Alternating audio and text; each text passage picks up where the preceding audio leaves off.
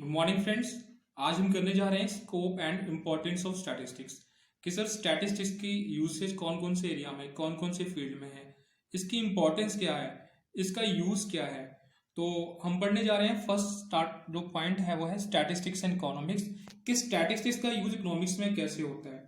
तो इससे रिलेटेड एक प्रोफेसर मार्शल रहे हैं, अल्फ्रेड मार्शल, तो उन्होंने एक डेफिनेशन दी है। वो क्या बोलते हैं? वो बोलते हैं statistics are the straws out of which I like every other economist have to make bricks।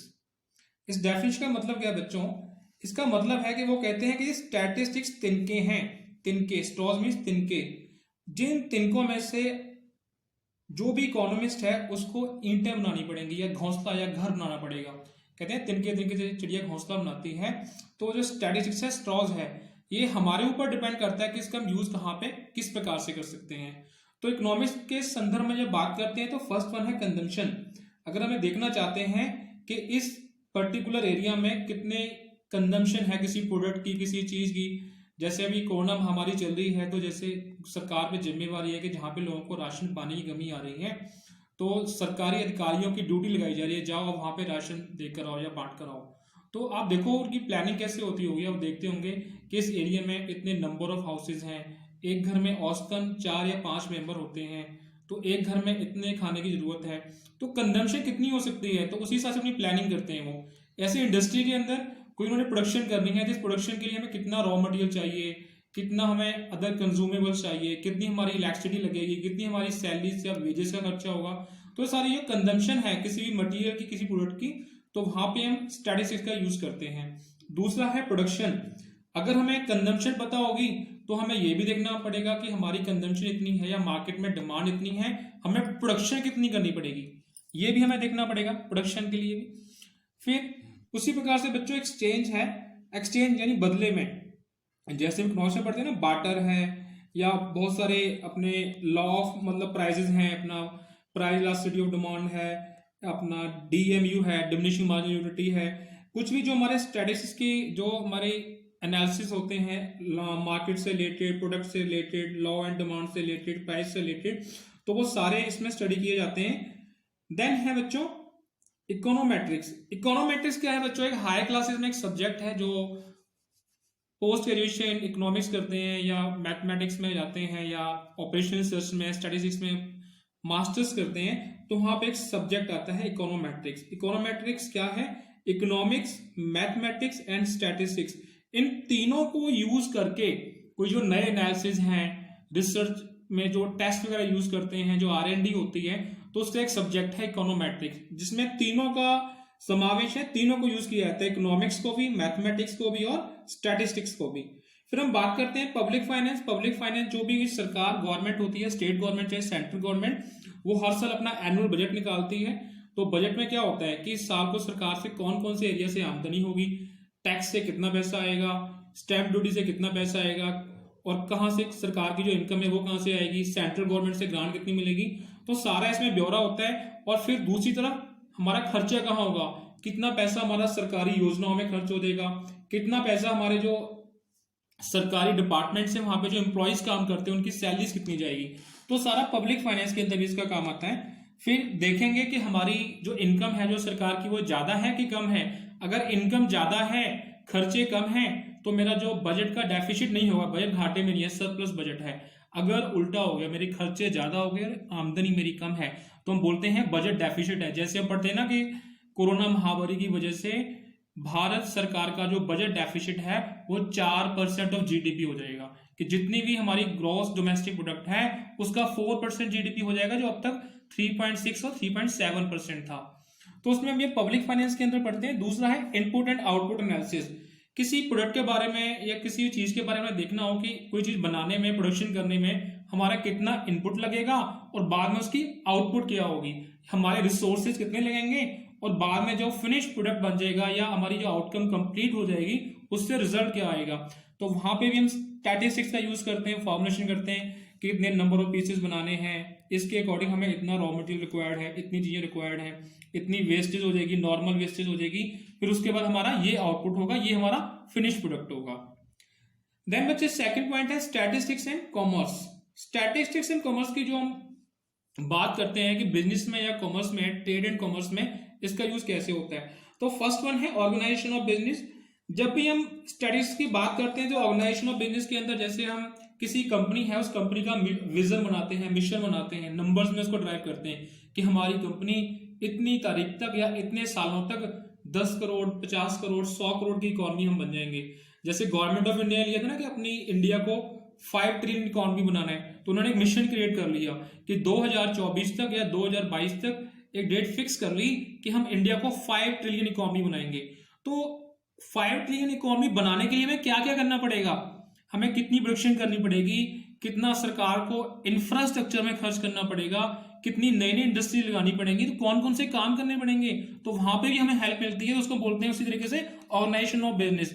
जैसे गवर्नमेंट ने अपना टारगेट फिक्स किया, ऐसे कोई भी कंपनी है कि हमें अपनी सेल्स 100 करोड़ तक करनी है, तो उसके लिए क्या क्या करना पड़ेगा, अपना विजन बनाना पड़ेगा, मिशन बनाना पड़ेगा, फिर उसके हिसाब से उसे अपनी प्रोडक्शन कैपेसिटी बढ़ानी पड़ेगी, मार्केटिंग कैपेसिटी बढ़ानी पड़ेगी, चैनल्स बढ़ाने पड़ेंगे, नई रिक्रूटमेंट करनी पड़ेगी।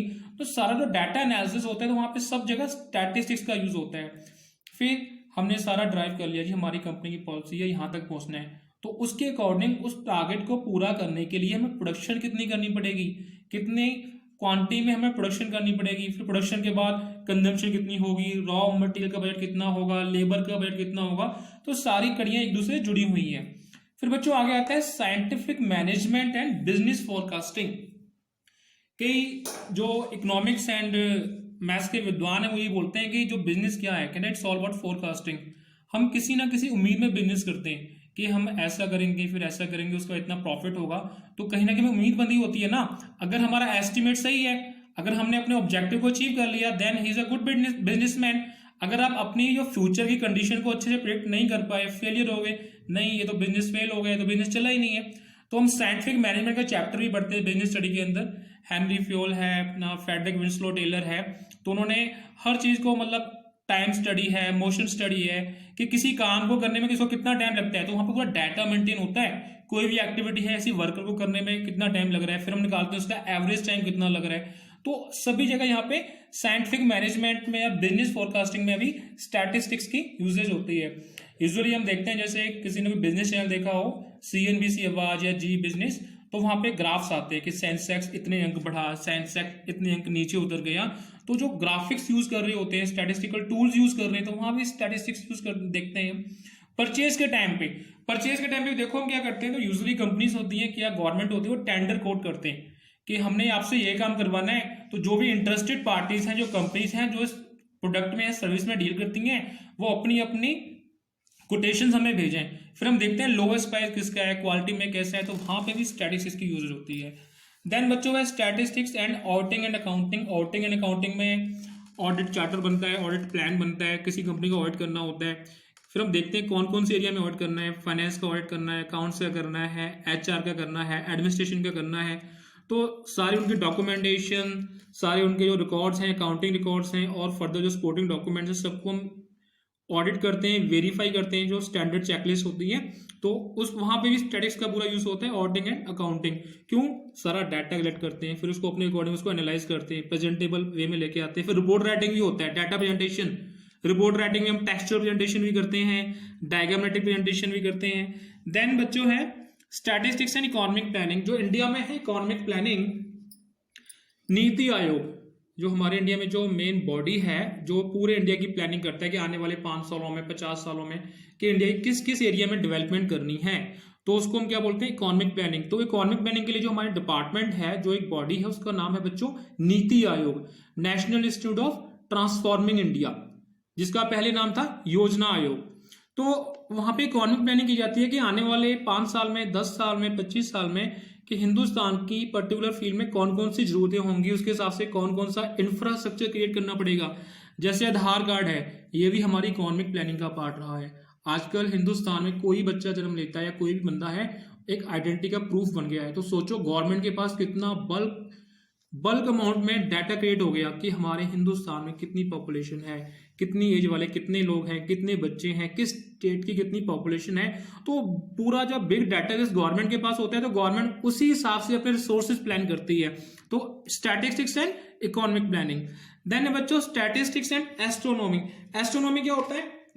एस्ट्रोनॉमी बच्चों होती है study of planets and stars. जैसे हम कहते हैं ना कि जैसे हम बात करते हैं एस्ट्रोनॉमर्स होते हैं, जैसे कल्पना चावला थी हिंदुस्तान से, राकेश पांडे था जो अपना सबसे पहले कहते हैं अपना अंतरिक्ष में चांद पे गया था हिंदुस्तान की तरफ से। तो ऐसे जो एस्ट्रोनॉमर्स होते हैं और जो स्टडी होती है इनसे रिलेटेड, जिसको हमें कहते हैं जैसे इंडियन स्पेस रिसर्च ऑर्गेनाइजेशन है, स्पेस में जो मूवमेंट्स है हमारी स्टार्स की मूवमेंट उसको स्टडी करते हैं, तो उसको बोलते हैं बच्चे एस्ट्रोनॉमी बोलते हैं। तो वहां पे भी स्टैटिक्स यूज होता है। वो पूरे जो उनके प्लैनेट्स होते हैं, जो स्पीड होती है उसको मतलब वो उसको चेक ऑन करते रहते हैं, डाटा फीड करते रहते हैं कि आज इसकी इतनी मूवमेंट है, इतनी मूवमेंट है, इतनी मूवमेंट है। तो उसके हिसाब से वो अपने प्लान करते हैं। किसी ने अगर मिशन मंगल मूवी देखी हो अक्षय कुमार की, तो उसमें भी अगर उस फिल्म को देखते हैं तो वहां पे देखते हैं कहीं ना टूल्स यूज कर रहे होते हैं, तो कहीं ना कहीं पे स्टैटिस्टिक्स की बात हो रही होती है कि सर मैं अभी डाटा फीड कर रहा हूँ, इतना टाइम लगेगा। उस फिल्म में डायलॉग्स आते हैं, तो एस्ट्रोनॉमी में वहां पे इसका यूज होता है। तो एक बच्चे इसमें कॉन्सेप्ट होता है law of errors. Law of errors क्या होता है, जैसे हमने एक चैप्टर है मेजर्स ऑफ डिस्पर्शन में भी प्लस टू लेवल पे पढ़ते होते हैं, प्रोबेबल एरर, स्टैंडर्ड एरर, कि जब भी हम कोई काम करते हैं तो उसमें कितनी पॉसिबिलिटीज हैं उस काम के गलत होने की। तो इसमें हम एक एरर ऑफ लॉ होता है, तो एरर ऑफ जो लॉ होता है, लॉ ऑफ एरर्स ही बोलते हैं जिसको, तो वहां पे भी हमारा स्टैटिस्टिक्स का डाटा ही काम आता है। देन बच्चों है स्टैटिस्टिक्स एंड मेटियोलॉजी, मौसम विज्ञान। आजकल क्या होता है, कहीं जा रहा होता है ना, तो सबसे पहले गूगल पे वेदर फोरकास्टिंग दिखता है कि कल धूप निकलेगी, कल बारिश होगी, कल कितना टेम्परेचर होगा। तो सभी हैरान होते हैं कि आज की डेट में जितना भी जो वेदर फोरकास्टिंग होती है अप्रोक्सीमेटली उतनी ही एक्यूरेट आ रही है। 90% उसके मतलब एक्यूरेट रिजल्ट्स हैं। कल बारिश है तो प्रोबेबली बारिश ही होती है, बहुत रेयर चांसेस होते हैं, फोरकास्टिंग सही नहीं होती है। तो मेटियोलॉजी की जब बात करते हैं मौसम विज्ञान, तो वो भी डाटा कलेक्ट करते हैं, पूरा कितने सालों का डाटा होता है, फिर देखते हैं उसको किसी दिन का या पर्टिकुलर डे का टेम्परेचर, उस दिन की ह्यूमिडिटी कितनी है एयर के अंदर, और बैरोमेट्रिकल प्रेशर कितना है। हम जैसे कई बार न्यूज में सुनते हैं कि वेस्टर्न डिस्टर्बेंस होने के कारण यहाँ पे आज बरसात होगी, तो वेस्टर्न डिस्टर्बेंस मतलब हो गया हवाओं का, तो उस वजह से यहाँ पे बरसात होगी। तो ये जो ऐसी प्रेडिक्शन होती कैसे है, आजकल क्या है कि सभी जगह सभी स्टेट्स में ऑलमोस्ट रिमोट सेंसिंग सेंटर्स होते हैं। रिमोट सेंसिंग सेंटर्स होते हैं जो एग्रीकल्चर यूनिवर्सिटीज हैं, वो मतलब आगे फीडबैक देती है किसानों को कि आप इस टाइम पे आप खेती करो, इस टाइम पे काटो, इस टाइम पे पानी दो। तो कहीं ना कहीं मौसम विज्ञान की जो भविष्यवाणी होती है उसको भी ध्यान में रखते हैं, और वो सारा जो उनकी जो प्रिडिक्शंस होती हैं, जो फोरकास्टिंग होती है मेट्रोलॉजी डिपार्टमेंट की, वो स्टैटिस्टिकल डाटा के ऊपर ही होती हैं। देन बच्चे स्टैटिस्टिक्स एंड बायोलॉजी, तो एक इकोनॉमिक्स के प्रोफेसर हैं, प्रोफेसर कार्ल पर्सन। उन्होंने बहुत सारे इकोनॉमिक्स के रूल्स और बहुत सारी उन्होंने इन्वेंशंस की हैं इकोनॉमिक्स मेथड्स को या स्टैटिस्टिकल मेथड्स के लिए। तो इनकी एक किताब थी ग्रामर ऑफ साइंसेस। उन्होंने इस किताब में कहा है the whole doctrine of heredity test, the whole doctrine of heredity rest on statistical basis, कि जो आनुवंशिक विज्ञान है, जिसको हम बोलते हैं ना किसी का व्यक्तिगत गुण है या किसी का पारिवारिक गुण है या हेरिडिटी है, जिसको हम जेनेटिकली बोलते हैं जीन्स, क्या था जीन की जो साइंस है वो सारी की सारी स्टैटिस्टिकल बेसिस के ऊपर ही है। सर कैसे, जैसे हमने देखा है जिनके पेरेंट्स की हाइट अच्छी होती है ना, तो बच्चों की भी मोस्ट प्रोबेबली हाइट अच्छी ही होती है। एक्सेप्शनली होते हैं हाइट कम होती है कोई और रीजन के कारण। इन नेचुरल वे में जब बात करते हैं, किसी के पेरेंट्स लंबे हैं तो बच्चे भी लंबे होंगे, किसी के पेरेंट एवरेज हाइट है तो उनकी एवरेज हाइट होगी। तो कहीं ना कहीं जेनेटिकली है, जो हमारे परिवार में जो हमारे जो एंसेस्टर्स के जो जीन्स हैं कहीं ना कहीं हमारे अंदर रोटेट कर रहे होते हैं।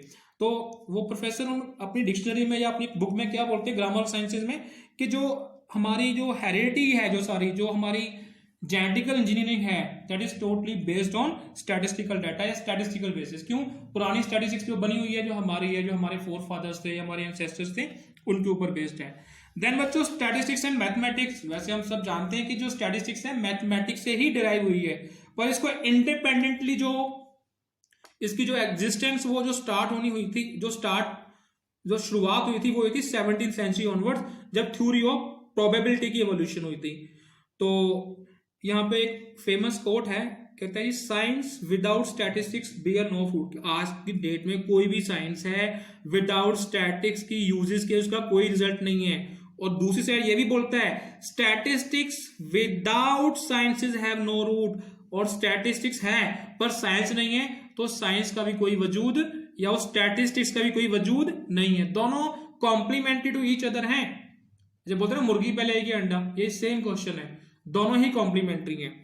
देन है बच्चों स्टैटिस्टिक्स एंड रिसर्च। आजकल जितनी भी जो स्टैटिस्टिक्स की टेक्निक्स या मेथड्स एवोल्यूट हुए वो रिसर्च के कारण ही हुए हैं। रिसर्चेज, एकेडमिक रिसर्चेज, यूनिवर्सिटीज में, कॉलेजेस में जो पीएचडी कर रहे होते हैं, रिसर्च चल रहे होते हैं, ठीक है ना, एकेडमिक लेवल पे, तो वहां से फॉर्मूलाज एवोल्यूट होते हैं, थ्योरीज इवॉल्व होती हैं, तो और फर्दर डेवलपमेंट में चलती ही रहती है।